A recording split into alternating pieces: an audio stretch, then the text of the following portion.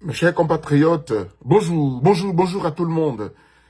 Ce matin, j'ai béni le divin qui me permet de faire un peu de sport et de me sentir mieux parce que j'ai un message pour la Côte d'Ivoire, ma patrie, mon cœur.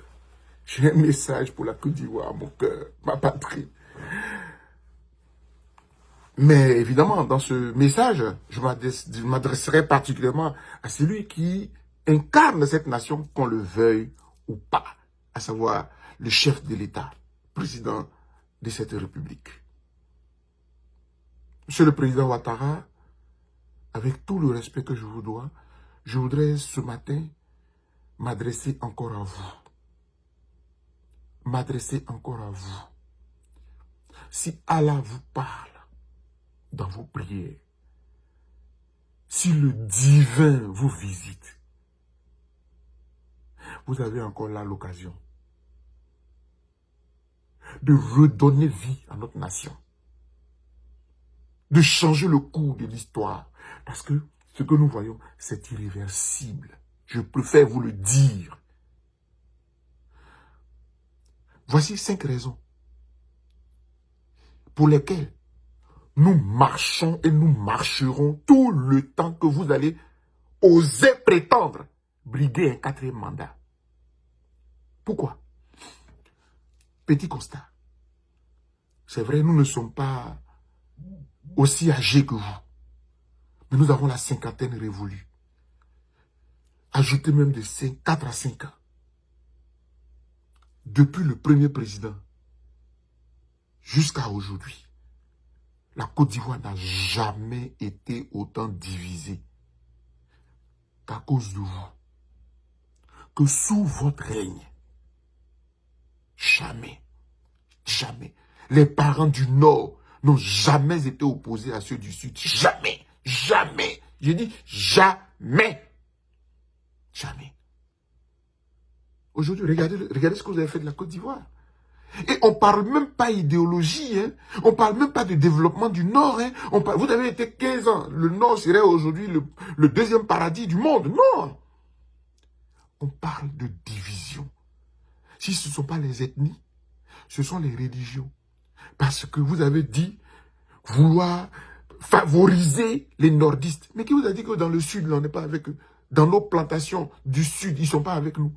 Donc, le fait de vouloir, dans l'administration, caporaliser l'administration, j'allais dire, comment dirais-je, tribaliser l'administration, vous avez divisé fondamentalement le pays. Regardez notre armée, regardez notre police, regardez notre gendarmerie. Vous avez fondamentalement divisé la République. C'est pour cela que nous allons marcher contre vous. Parce que vous êtes un diviseur. Vous n'êtes pas un rassembleur. Or, notre devise, c'est union, discipline, travail. Voilà. C'est ce que nous avons appris à l'école avec notre abidjanaise, notre hymne national. L'unité n'existe plus. Et un président qui ne peut pas unir, ça n'est même plus la peine. On parle depuis de réconciliation, mais ce n'est pas votre problème. Vous dites que le pays va bien. On n'arrive pas à se parler parce qu'il y a des rancœurs à cause de vous. Monsieur le Président, c'est terminé, je vous assure. Mais il y a une autre raison. La deuxième. Regardez un peu au plan économique. Quand les investisseurs étrangers arrivent, mais la Côte d'Ivoire va bien. La Côte d'Ivoire est un terreau d'investissement. Ce pays-là, il est modernisé, etc. Mais quelle est la part des Ivoiriens? Non, ça ne vous dérange pas. Ça ne vous dérange pas que toute l'économie du pays soit entre les mains de ceux qui viennent d'ailleurs. Et c'est tout ça qui fait que nous, on est en train de se dire, mais peut-être que comme lui-même, il n'est pas d'ici fondamentalement. Parce que c'est ce que vous nous donnez à voir. Regardez un peu. Qui gère l'économie du pays? Quelle est la part des Ivoiriens? Est-ce que cela vous dérange? Non. Quand un Ivoirien émerge, il faut le verrouiller. Il faut lui fournir toutes les factures des impôts. Il faut que les impôts le traquent. Simplement parce qu'il n'est pas de votre bord, parce qu'il ne fait pas les bénis oui-oui. Or, dans la Côte d'Ivoire que nous connaissons, il y a des opérateurs qui n'ont rien à voir avec la politique. Ils font du business, ils fonctionnent, ils sont libres. En Côte d'Ivoire, ils ont toujours été serrés. Et l'administration faisait toujours offrait des marchés à des gens. Moi, j'ai connu des Béninois, mais fortunés, parce qu'ils étaient dans tel domaine, dans tel domaine, dans tel secteur. La Côte d'Ivoire s'est toujours portée mieux. Mais les Ivoiriens pouvaient quand même, dans la liberté, prétendre à faire leurs affaires aussi. L'économie est accaparée. Si aujourd'hui, vous avez eu, je ne sais pas, la capacité de faire le cacao à 2800 francs, mais ça veut dire que depuis longtemps, on aurait pu faire ça à 4000, à 5000. Et nous, on le sait. Parce qu'il y en a, on est quand même on a des pays amis où le cacao est à 5000, 7000. Vous savez ce que vous avez fait? Vous avez fait de la Côte d'Ivoire un pays de business pour votre propre fortune, vous-même, votre famille et vos amis, en récompensant vos amis. RHDP.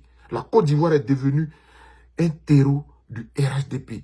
Les riches du RHDP. Rien que pour ça. Parce qu'il n'y a plus d'opportunité. Tant qu'on n'est pas de votre bord politique, tant qu'on ne vous fait pas la salam alek. Rien que pour ça. La cherté de la vie, c'est pour les uns, mais pas pour vous. Hein, parce que vous êtes tranquille, vous êtes sérieux. Pour ça, là, nous irons marcher. Un président qui n'est plus capable de garantir des opportunités à des jeunes Ivoiriens, à des jeunes cadres, à des jeunes chercheurs, à des étudiants ivoiriens, c'est terminé, on ne peut pas l'accepter. Mais quand je finis de dire cela, il y a un troisième point qui même nous pousse à la rue. C'est que vous avez instauré une tyrannie, mais une dictature dans le pays.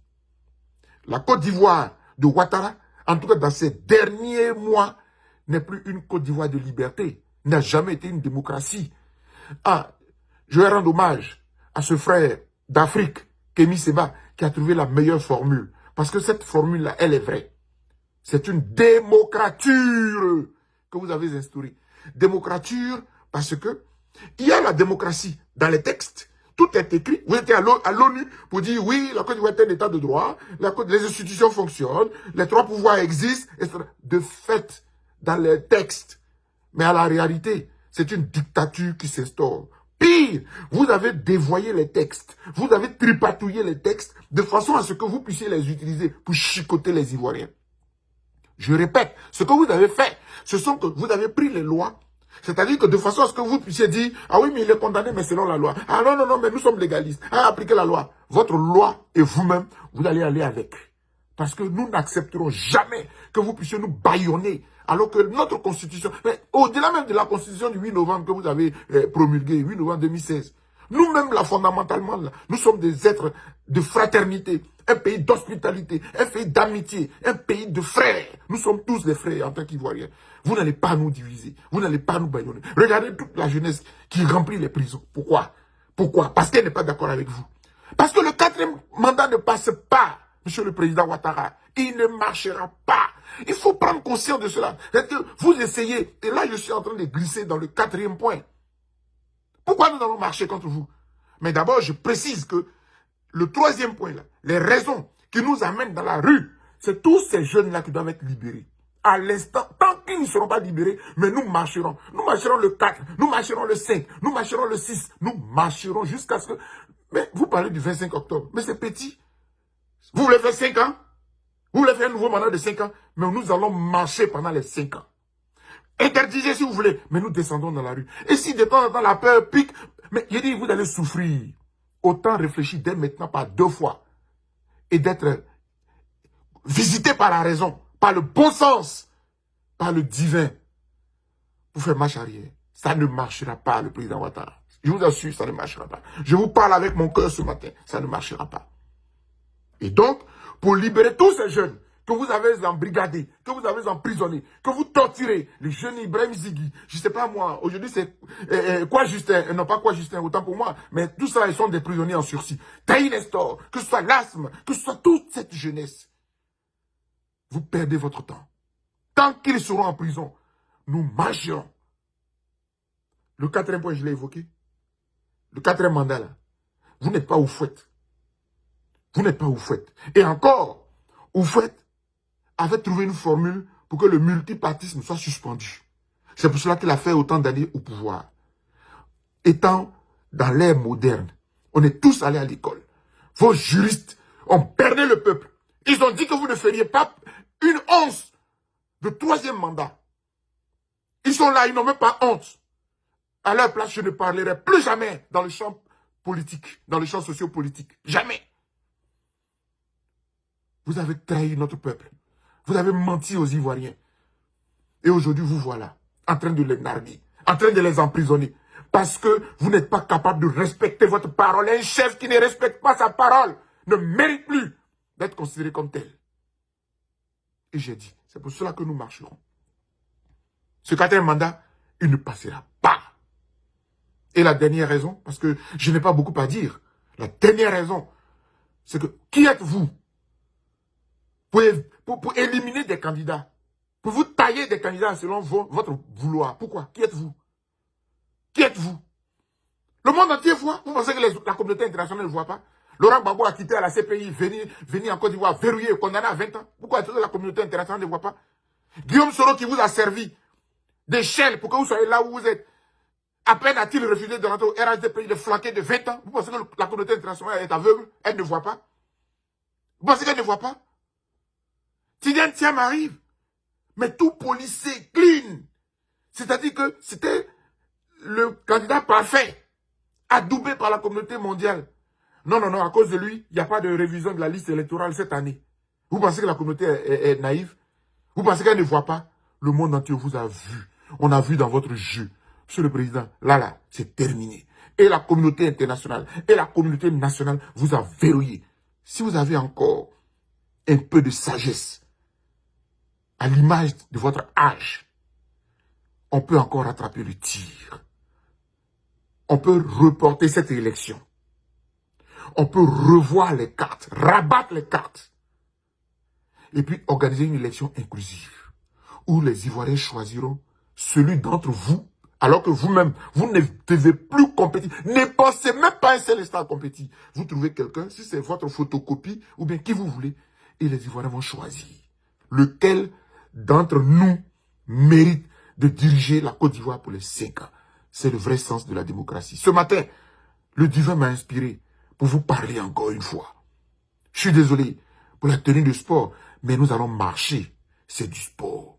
Je parlais avec mon cœur, mais j'ai parlé à la jeunesse. Parce que nous ne trahirons jamais nos jeunes. Je suis enseignant-chercheur. Toutes les vérités que je leur ai dites, nous devons les vivre. Je suis un militant des droits de l'homme. Ma liberté est sacrée. Mes droits de l'homme sont sacrés. C'est Dieu qui me donne le souffle de vie. Il n'y a pas un Ouattara qui peut me prendre le souffle de vie. Il n'y a pas un Ouattara qui peut m'empêcher d'être libre, de penser, de dire ce que je pense. Et tous les principes des droits de l'homme se trouvent dans la Constitution ivoirienne.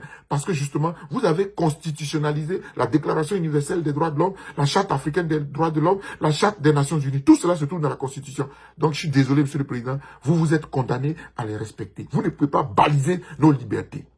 Au nom du divin, et j'ai dit,